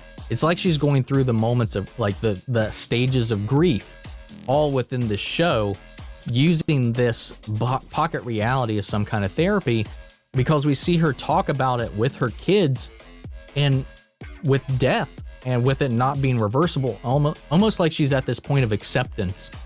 And she's openly talking about them, and she's sad, but she's not lashing out like she did against Monica when it came up. I love it. What if at the end Wanda says there's mutants, Brotherhood of Evil teams up with Mephisto? Just a theory, a game theory. Let there be mutants. Yeah, I think if she does a let there be mutants, I don't think we're gonna get like an all-out mutant brawl at the end of this show. I think it'll just set up the mutants for later. I just heard three-way and the devil. Right. You are Mephisto. You're just trying to throw us off your trail. Fuck, you caught me. A movie theory, I mean. The 666 upside down toaster. Could be Mephisto. Wow, wow, wow, wow. I'm just noting that SSJ4 Goku behind you. Nice. Yep. Bam. Right behind, and there's a Shenron statue right beside him as well, with a bunch of Dragon Balls surrounding it. The devil is everything. The devil all the time. I like that movie. I know a lot of people were mixed on it. I thought it was a fun movie. I really enjoyed that. Tom Holland and why am I blanking on his name? Robert Pattinson. Check it out. It's a fun movie. It's not a fun movie. It's actually a pretty sad, twisted, depressing movie, but it was a good movie, in my opinion. Do you believe in the theory that Pietro is Mephisto in WandaVision Please say hi to Brazil. What's up, Brazil? I know you just popped in here, Murillo. So I'm going to just kind of reiterate what I talked about before. I don't think Pietro is Mephisto, because to me personally, it doesn't make sense for anybody in this reality to try to trick Wanda with a version of her brother that is not the one she knows. That's why I think that he was accidentally or subconsciously yoinked even from another reality by either the kids or Wanda to fill that void. Because it just doesn't make any sense to me. If it was a disguise, or, I mean, they themselves could have yoinked him over, since there isn't a Pietro here and they obviously don't have the power to bring back the dead, or they wouldn't need Wanda. So they could have, maybe they could have yoinked him from another universe, but I don't think anybody is disguising themselves as Pietro. We know this isn't our Pietro, but I don't think anybody is pretending to be him. Because if anybody's pretending to be him, there is no logical reason they couldn't just take on the form of Aaron Taylor Johnson without them needing to explain it. I think the next episode will try to break out of Westview since its mind is becoming self-aware. I think so too. I think we'll see that scene where he's breaching the barrier, or at least at the barrier, in the next episode to test the limits of it. I'm the one that mailed you on Twitter recently, by the way. What's your handle on Twitter? I don't remember. I get quite a few. But I appreciate the messages. Off topic, but I love your shirt. Thank you. I mentioned it earlier. My boss got this for me. Because she knows I watch these shows every Friday, because while these shows are going on, especially with The Mandalorian, when things get kind of hectic, I have to call off the next day or schedule paid time off for the Fridays to do the reactions for these episodes. So I got a cool boss, I gotta say. I got lucked out with where I'm working at. It can be stressful at times, but my God, can it. There's a bunch of cool people working there, at least. I know some of them watch the channel. So I'm not just saying this. Will you do a live Super Bowl? No. I will not. The Super Bowl is too long to sit through, and I personally don't care for sports, and I don't want to be there just for the Super Bowl commercials if we get any. So I won't live stream on it. If anything does drop, that is something we would actually talk about or cover here on the channel, I'll do a video or do a reaction to it after. But yeah, I'm not going to watch the Super Bowl live. Baby Vision had a PhD in robotics. Dude, the Baby Vision stuff cracked me the fuck up. I loved that. I did not expect to see that, and it was so freaking funny, man. I love Ian McKellen so much that I was hoping for Magneto, but there's no way, even with the multiverse, that they could pull that off. They could pull it off, but I don't know. It would just kind of suck to pull him in, because one, he's way too old to be the Magneto that would be her father in this. It'd be a fun nod. It just sucks because she's got no personal connection to Magneto in this reality. Her parents were no one Sokovians, unless they rewrite her backstory and rewrite reality so that they weren't her biological parents. There's a lot of extra work they have to go through to make Magneto fit in their timeline, their reality, without multiverse shenanigans right now. I'm almost certain Agnes is the main villain. The bit at the start of episode 5 where Vision is confused with Agnes, I reckon Agnes is trying to shake the deal with Wanda. I think Agnes created the Hex. Agnes,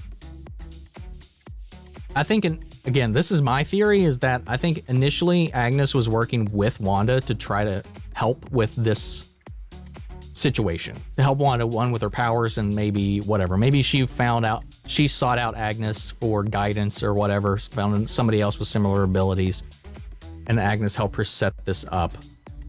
Because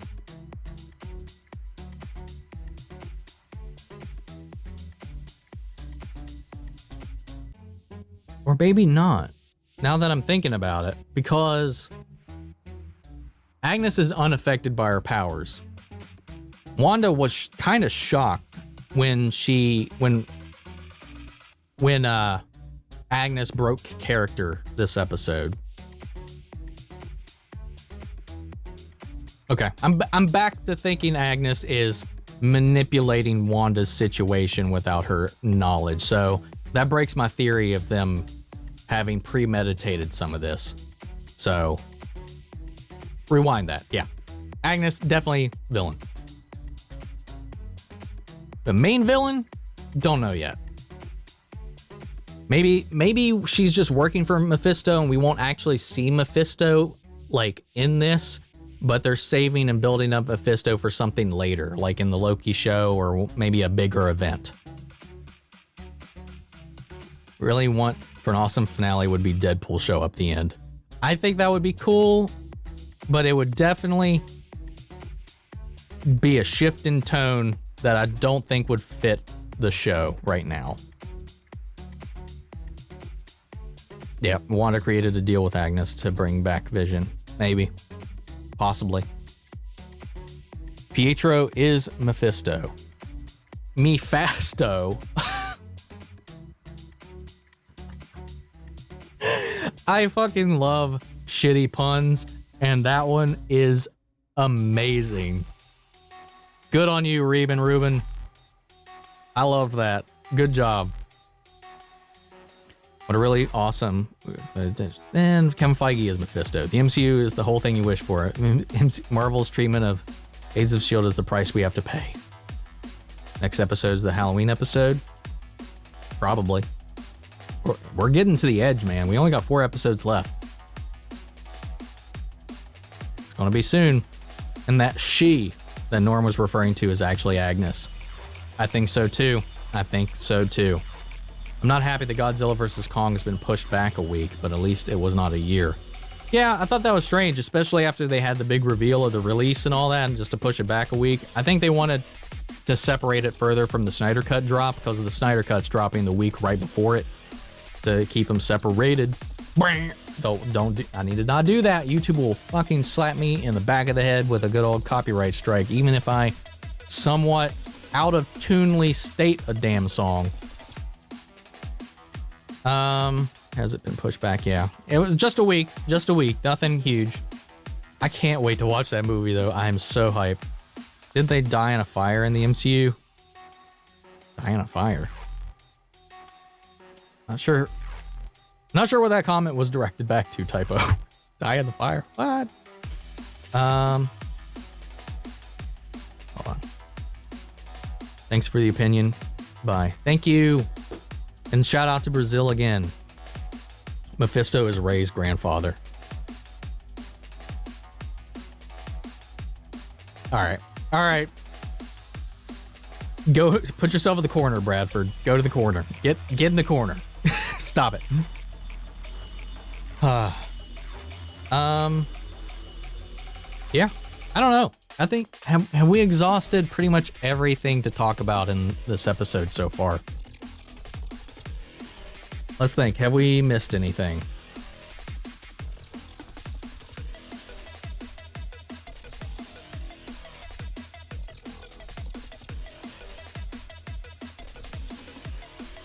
I liked that Billy and Tommy's clothes. This is just a small thing. That they're all their clothes that they wore in this episode matched their comic book superhero outfits color schemes. I thought that was a nice nod to it. For the astrophysicist, Monica contacted the Kang the Conqueror, and who is Reed Richards' ancestor. I don't know what you mean by Reed Richards' ancestor, like who that would be. I mean, Reed Richards is Reed Richards, and then of course, you have his son, which is a crazy powerful mutant. I mean, it could be. I don't know if Kang the Conqueror would necessarily be a physicist, since he's like a interdimensional being.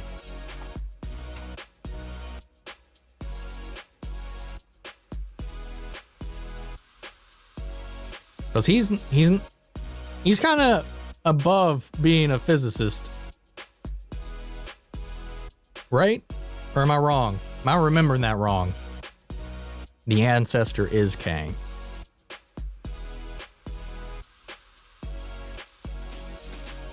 Yeah, I'm not going to pretend to be an expert on Kang or the Fantastic Four.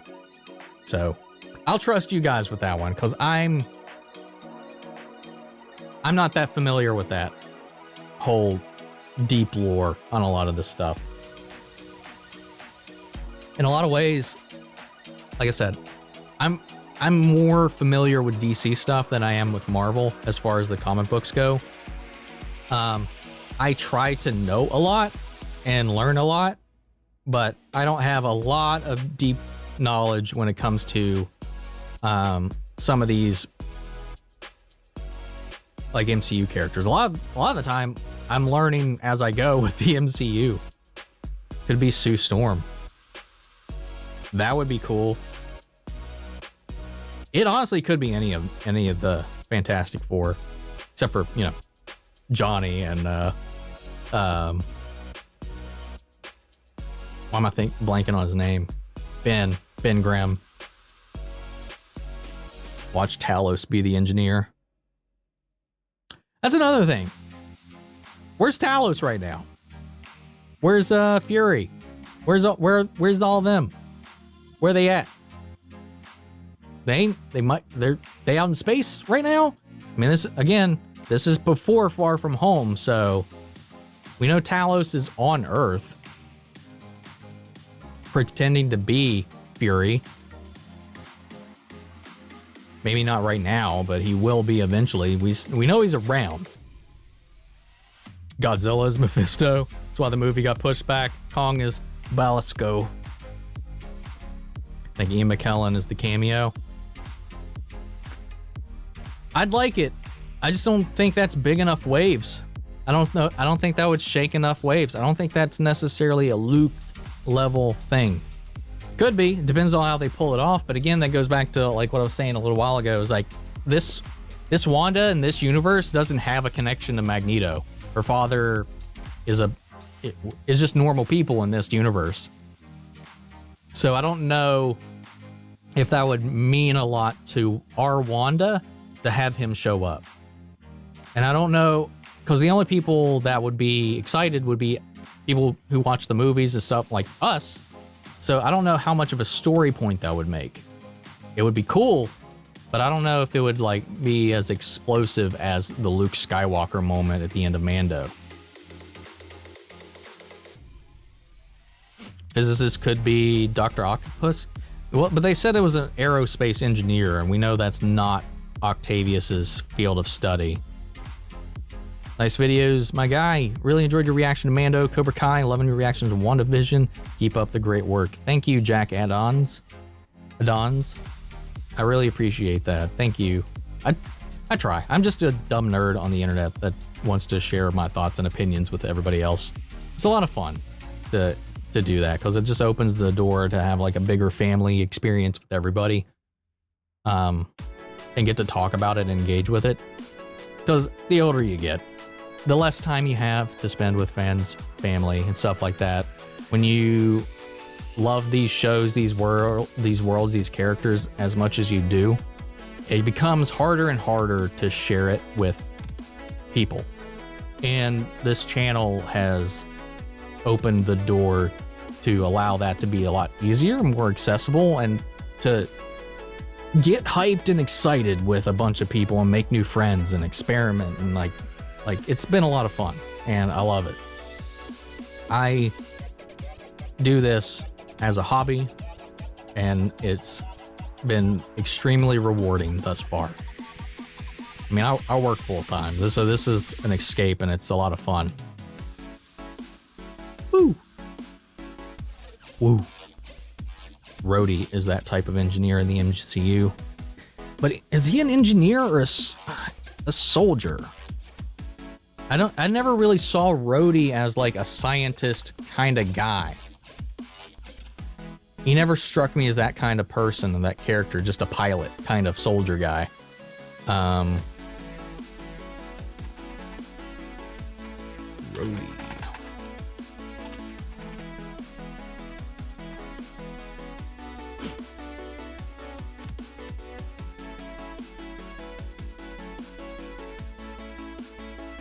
What's his background here? I'm checking the actual MCU version of his career, so I don't want to compare it with where he went before. So he's formerly affiliated with MIT. He met Tony Stark at MIT. Both of them became friends. What was he studying? It doesn't say what he... Yeah, it doesn't say what he was studied in or professed when, and he joined the U.S. Air Forces and became a colonel. So yeah, I definitely don't think he's going to be our scientist. New friends isn't a thing past 30. Don't tell me that. You can still make friends after you're 30. 32 here. I'm getting by. Making friends. All the friends I do have, like personal ones around here, man, it's like, it's so hard to like schedule time to even like hang out. And COVID just destroyed that. Half of them are married. Going off on a whole other thing. Escape. That's what we're here for. Wanda versus Baby Yoda. Wanda would destroy Baby Yoda. Decimate. The X-Men could be introduced in the MCU to come save Quicksilver if it's actually pulled off from another universe, and they could get stuck in this universe. Boom, you looking for this? Could be. Again, that goes against my Feige's kind of philosophy, though, is to just kind of copy and paste a version of these characters over rather than him create his own. I think any cameos we might get will not be for the long term. That's my opinion. I could be wrong. We'll see what happens. We'll see what Kevin Feige does down the road. I just don't think that we're going to see anybody stick around and become permanent slots in Earth 161. Why did I say 161? 616. I'm so used to DC and be like Earth 1 or Earth Prime. Earth 616. I don't think we'll see him stick around. Could be only a few. Maybe. It might be a couple. I would love to see Evan Peters stick around. My accent almost broke out real hard right there. Because he was by large and far my favorite thing from... Favorite thing, favorite character, and favorite scenes in those X-Men movies. So good. Honestly, I'm only getting along for the ride for this show. Just going along with the ride for this show. Me too, man. Like, it's fun to speculate or whatever, and honestly, I'm not going to get upset with anything that transpires if we're all wrong or anything like that. I'm here for the ride, the joy. When I'm watching, like, I'm not pondering every single detail. I'm just absorbing everything that's on the screen. That's sometimes why it's really easy for me to miss something or not catch on like the deeper meaning of something that happened in an episode until afterwards, or until somebody points it out to me in the comments. Like even in my review sections, which no one sticks around for before they comment in my videos, because I swear people comment immediately after watching the reaction and talk about something I talk about if they just stuck in the video for a little bit longer. But yeah, it's so hard to, like, even just right after it, because I'm still processing everything, I'm still thinking about it, I'm still trying to remember what just happened in this episode. Sometimes it's so easy for me to forget or miss something or not even notice how significant a specific thing was until later. And it just sucks because in the moment, it makes me wish I had somebody to like react with to these, like Greg does over Real Rejects with John. Like those two, like, and Blind Wave, they got four different heads all watching the same thing to bounce off of. And they feed off of each other. That conversation, that back and forth, that difference of perspectives all in the moment helps inform. And sometimes just talking with somebody else for a second and be like, oh, that's what that means. Like, I'm just like, damn it. It makes it so hard to do it when it's just you, man. Just bouncing off your own ideas and your own thoughts. It's so much easier to miss something or not think of a different angle onto a different way to interpret a scene or an element or pick up on every little thing. Got to get myself a partner. I'd like that. Like if there was anybody remotely close to here that would be up for it, it'd be pretty cool. Review buddy resumes incoming. Right? Who could play the new Doctor Doom? I want them to get him right this time. Doctor Doom is the most important element of the Fantastic Four to get right. And if you can't get Doom right, you might as well not do the Fantastic Four.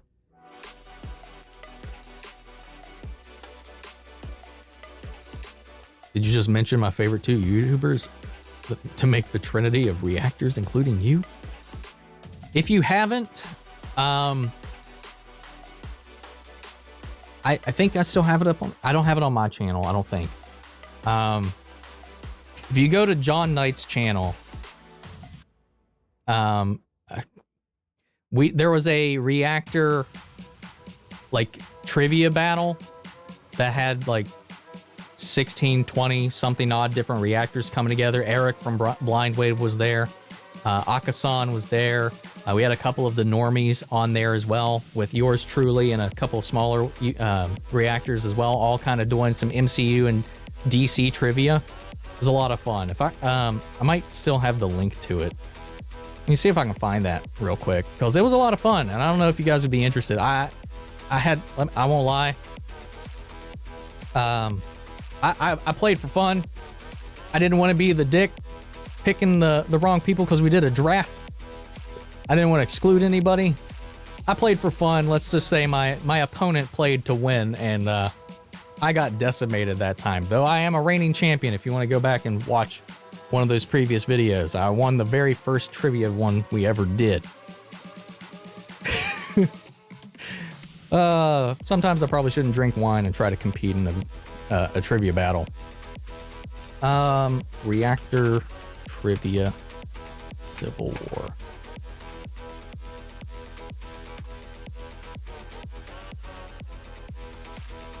Found it. Is this it? Yeah. Yeah, there it is. There is the full 3 hour and 17-minute live stream with all of us.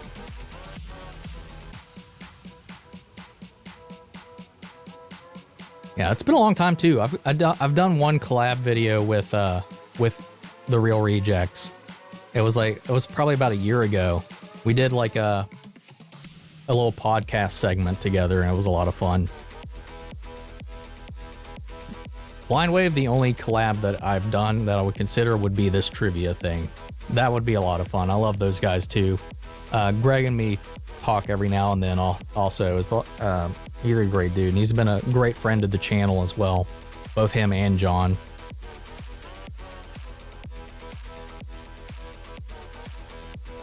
Do you think every next Marvel and Star Wars show is going to try to top the previous show with even more crazy cameos? Maybe. They might be.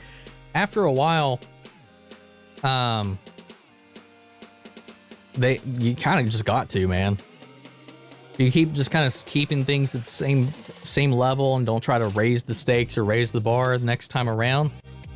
You might lose people at that point. But yeah, I think it's going to be fun to see if they keep that momentum up. I think with the MCU, they do it in a way that is very necessary, because everything in the MCU is integral to understanding the next thing in the MCU. And that's why their strategy their franchise has been so successful is because if you want to watch the next Marvel movie, you have to have watched the previous Marvel movie. A lot of things go into it assuming you've seen the prior movies.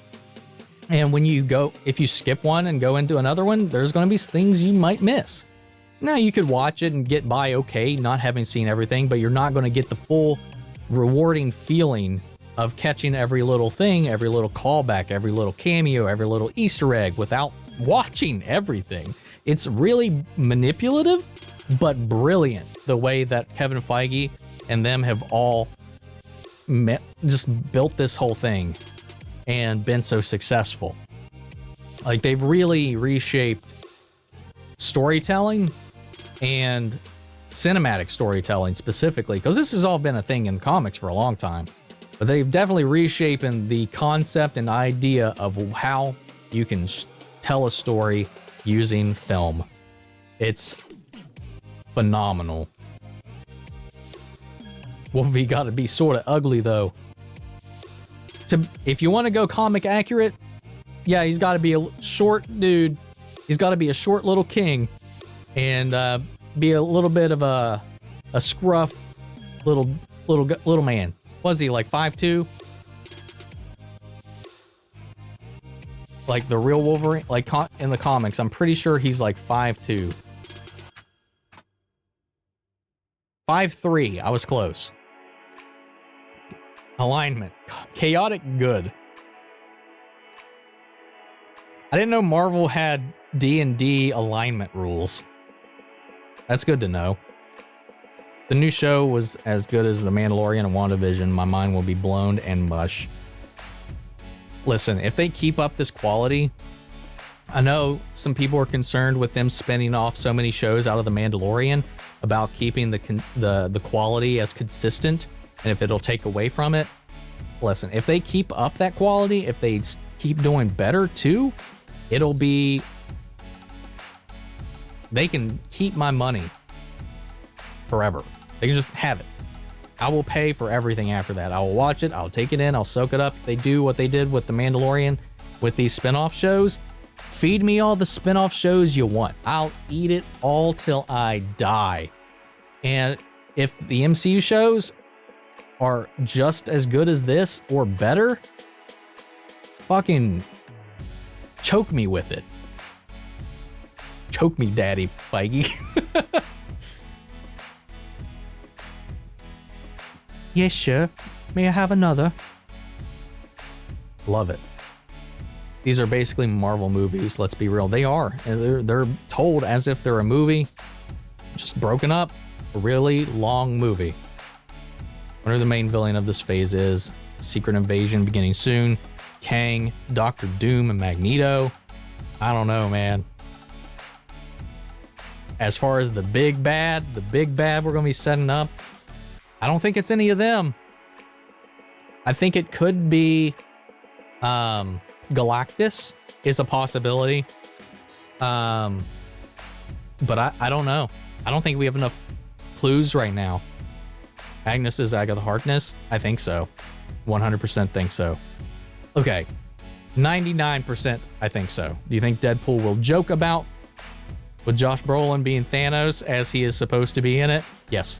I think they will definitely make reference to the fact that he looks like Thanos or vice versa. I'm so happy that they're not recasting Ryan Reynolds. They aren't rebooting Ryan Reynolds, that timeline, and they're bringing it into the MCU. Otherwise, why would they call it Deadpool 3 if it's not an actual sequel? Unless his injection into this universe is part of the plot of that movie. And they're allowing it to be rated R so he gets to tell the jokes that he wants to tell. Quote, Omnimedia 2021. Hell yeah. Put that on a shirt. If we ever get to the point where channel gets to a point where we can have merch, we might hold on to that quote for a little while. Put that on a shirt, sell it. Omni merch. Yeah. Let's do it.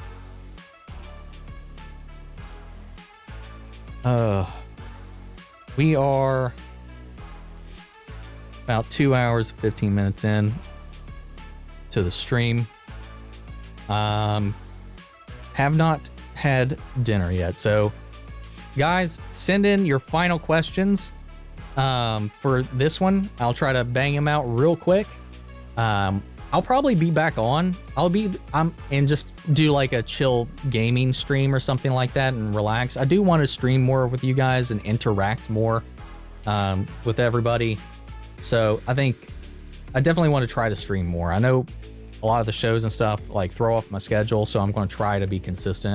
I really have fun doing these. We don't do it as often. I don't stream on my Twitch that often, and I want to get back into doing more live streams. So make sure, guys, keep up with me on all of my channels here, Twitter, Instagram. I'm always posting updates and stuff like that, and over on Twitch for the rare chance I might stream over there. I'm still up in the air with which is the most beneficial place for game streaming. I know Twitch has held it up to the point, but most of you guys are here, so it's kind of a back and forth. So I'm trying to split it up between both. We did start memberships here on the channel too, so if you guys want to join the live streams in, you know, you get access to our Discord, you get access to channel exclusive emotes and badges and stuff like that to use during the live streams and on comments, as well as the full reaction watch alongs and stuff like that. I got some behind the scenes stuff. Everything that's on my Patreon is available here, that I made available in some way or shape or form. So just an idea, not required whatsoever. I am perfectly okay. Did Kevin see this quote?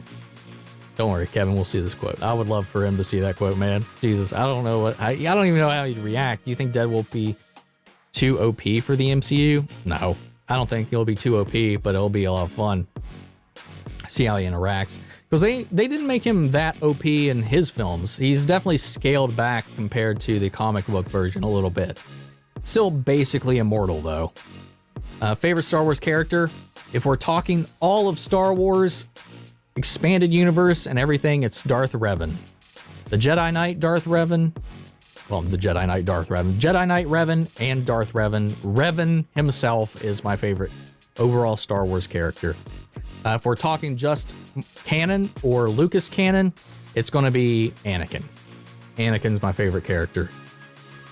Luke is right there, man, but I think Anakin is probably my strongest favorite character. Strongest favorite character. Most favorite Star Wars character. Guy. Can't talk sometimes. Like, would you like to see the MCU introduce more unknown characters like Darwin, as he could defeat gods? I mean, I'd love it. I'd like to learn more about characters, man. Like characters you don't see that often. I'm always open to that, but I'm more interested in characters I know, to be honest. Like, they can turn a character around that I'm not that familiar with and make me care and make me be interested. Sure. But if you're asking me what I want, bring me some characters that I have seen before as well. I was like, I want to see, even though Cyclops isn't one of my favorite characters, he has been done dirty in live action, and I want to see the leader of the X-Men given his just damn credit. I want to see Doctor Doom given his damn good credit and done well. I want to see these big characters done well, and not just side characters or afterthoughts. Revan, you mean Keanu? Dude, they need to cast him in that. I'm not even joking. He's like the perfect casting choice for that role. They ever do a live action Old Republic series. There's a lot of rumors about them trailing down the Old Republic way, and they've started pumping out a lot of Old Republic merch that is official. It's canon according to the visual dictionary of the sequels, whether you care or like the sequels. Revan exists now, so now just give me Revan. Do it. X-Men have such a huge amount of good characters to use. They really do. They really do, and they all deserve their fair share of screen time, man. Keanu just needs a lightsaber. I agree, Gargamon. What characters are you hoping to see in the Book of Boba Fett? I would like to see IG-88. I would like to see Bosk show up. If we're just talking bounty hunters, to make an appearance, maybe join his like little gang, if you will. I don't know. I know it was in a deleted episode. I don't remember if they addressed it in canon after. Cad Bane. I know they were going to have Boba fight him in a deleted episode of the Clone Wars that never got made and aired. And he dies to Boba in that episode. But I would like, if that didn't happen or if they never addressed that, I don't know if that's been addressed in the comics or a novel or anything since then. It definitely wasn't in anything visual that we've seen. So I would like to see Cad Bane and maybe that play out in Book of Boba Fett. I think that would be really cool. Is there a Bad Batch release date yet? Not yet. We assume it's going to be spring. And with the release schedule they're on, Disney Plus doesn't seem to like to overlap shows.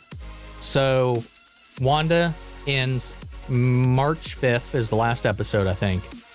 We get 2 weeks of nothing new. And then Falcon and the Winter Soldier starts in March. So, and we know there's not as many episodes of that. I think those are 6-hour-long episodes is what they're saying. So I imagine that we might be able to expect Bad Batch to start at the tail end of April. That's my guess, because I don't think they'll have it air while one of their other linchpin shows is airing. So I think it'll probably come out in April or maybe even May. That's my guess. I don't think we have to wait too long for Bad Batch to come out. Also, would you like to see somebody like Gambit with the X-Men, as he is important to the X-Men TV series? I would love to see Gambit show up and done well again.